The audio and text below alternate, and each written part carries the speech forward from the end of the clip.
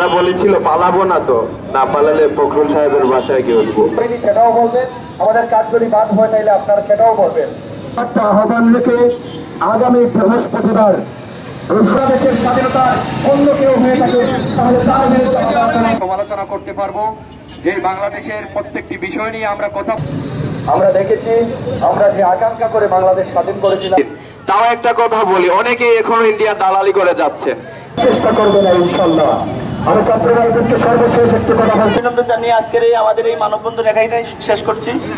সকল আকর্ষণ করছি আমাদের কাওয়ালি দেশটা যেটা শক্তি বাংলাদেশে এখন অবস্থান করছে, তাদেরকে স্পষ্ট ভাষায় বলে দেই, ভাই বিজয় অর্জন করেছি।